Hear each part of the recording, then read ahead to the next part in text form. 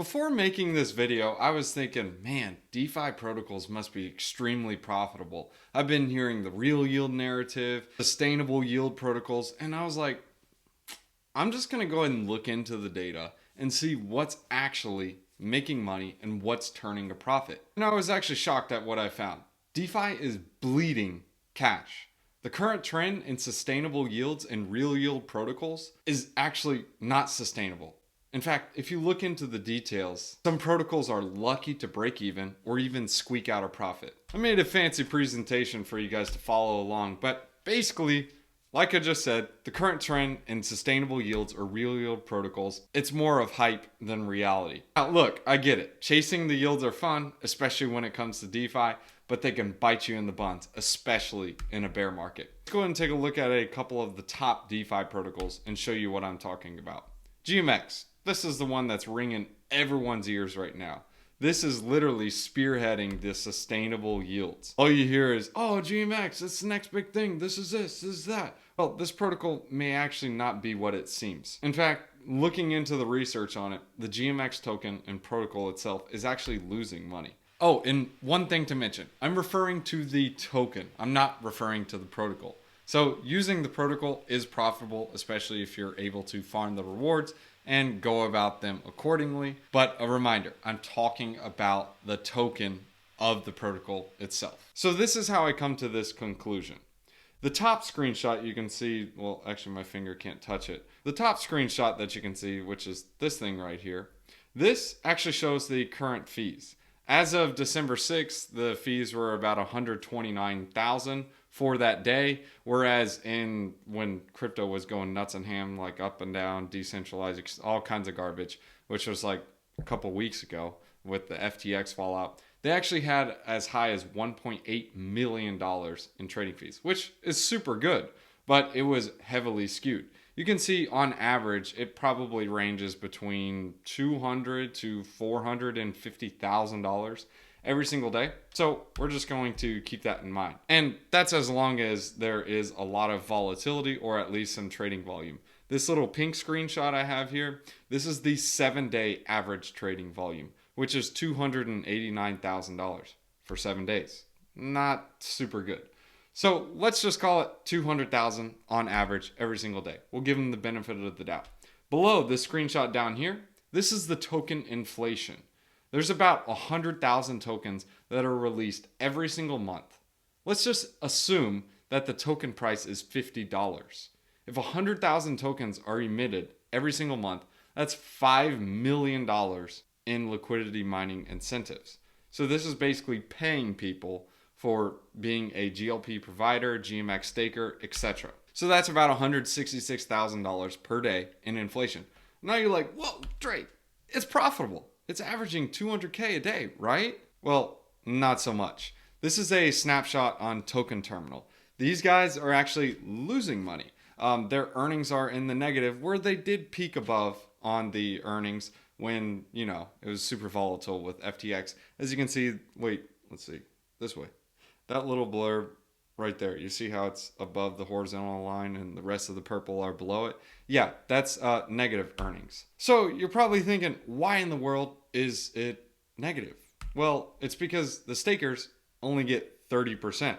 So of that $200,000, the GMX stakers only get 30%, whereas the other 70% goes to the GLP providers.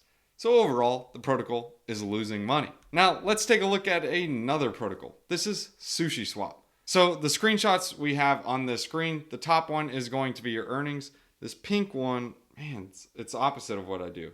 This pink one is going to be the inflation of the token every single day. So they're emitting $20,000 every single day. With the current sushi prices, it's about like $1.19 or something like that. And the one below is your earnings. You can see they're above and below at the same time. It just depends on the day and how much trading volume there is, and obviously how much the price of the sushi token is. It ranges and gets about $100,000 to $200,000 a day.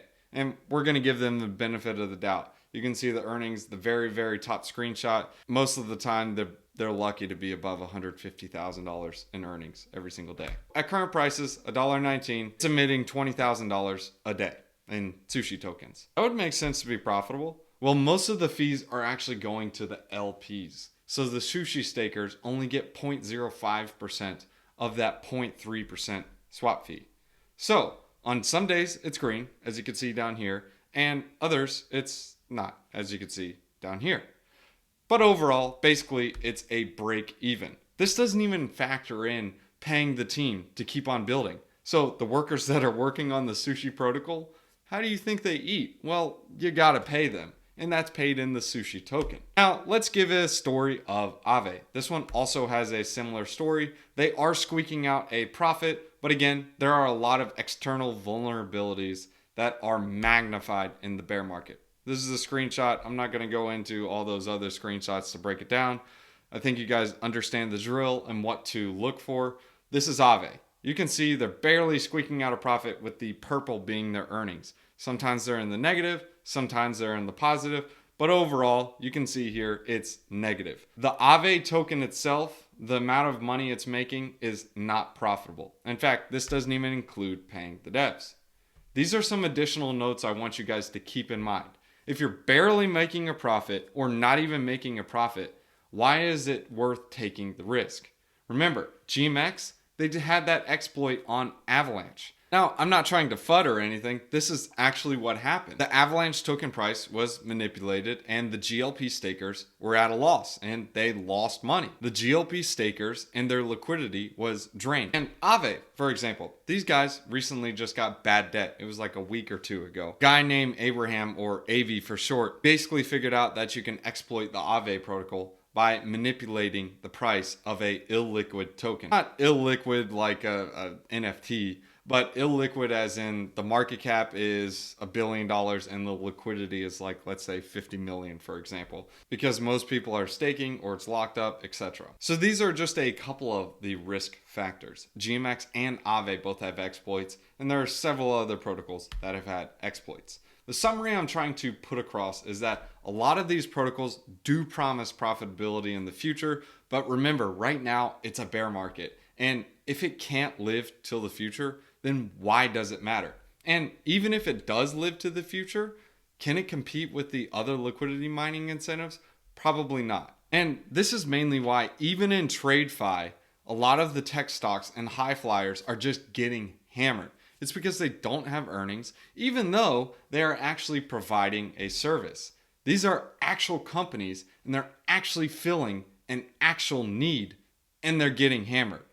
What do you think is going to happen to that crypto protocol? Sure, I get it. Some of these guys are making money and they're filling the need of, dude, I just got to feel something. I got to ape in. Yeah, I get it. But come to reality for a minute. Put down the Kool-Aid and think about it. These protocols are really just filling a need of needing to feel something or degeneracy. It's a zero-sum game. Now, don't get me wrong. There's a time to degen and there's a time to not degen. I'm just trying to put this across and be real with you guys. In a bull market, you can look past the protocol losing money and you can look at the high flyers. But when the Fed turns the spigot off and it's a bear market, it's time to batten down the hatches, cash is king, and proceed with caution. On a more positive note though, Ethereum, dude, they're cranking out some earnings, baby. They're in the green. This is after the ETH merge and all the deflation, all kinds of junk happened. So again, in summary, I want you to remember this. Even the ones with actual earnings, you have to remember there's additional risk that you're taking on compared to what you would be doing in a traditional sense in TradeFi.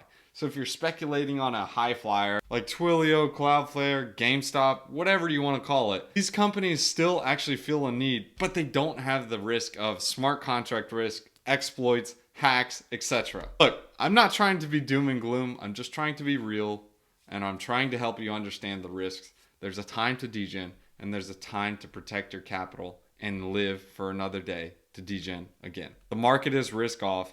Fed's rising interest rates. In a bear market, things are oversold. In a bull, they're overbought. And I agree, some things seem like they're on sale right now, but that doesn't mean they can't go down more. And like we showed you guys, several of these protocols are bleeding cash. You don't want to catch a falling knife until there is more clarity. Sure, if you have no crypto exposure, you can spend some bullets, not financial advice, of course. And if you don't spend any bullets, you may miss some pumps, but the risk reward is in the wrong direction right now. In my opinion, it's capital preservation mode. And even if your favorite protocol survives to the next bull market, it will be tough to compete with the new protocols that drop the new liquidity mining incentives. Why would I use your said protocol if it's only paying me 1% to use it? Or I can go to this other guy who's paying me 1,000% just to use it. It's just the reality of having a fresh protocol. Now, I want to leave it with these closing thoughts. First, what is the revenue? Use things like Token Terminal, Dune Analytics, DeFi Llama. There's several of them out there. If you guys are in the Discord, you have access to all of those tools. And if you guys aren't, you can check out some of my previous videos to see all those different tools. What's the inflation rate? What is the protocol spending? How much is going out? What's the balance sheet look like?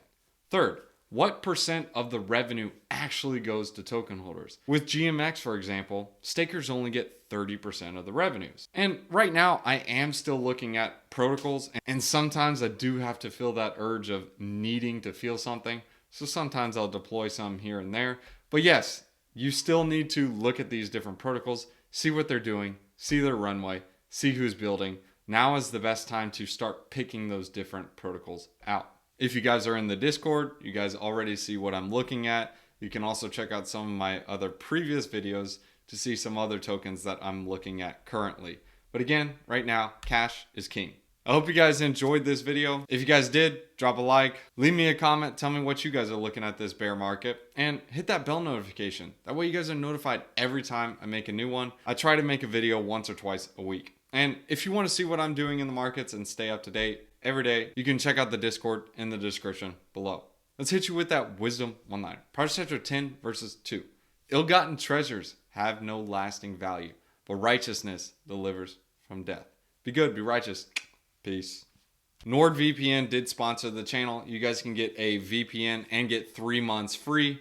If you don't understand what's going on with MetaMask, the TLDR is they're tracking your IP address through Infura, so you need to make sure you change that RPC mode. It's not MetaMask itself, but it's the default RPC that comes with MetaMask. You need to make sure you change that. Check out the video if you want to see how to fix that. It will show up now.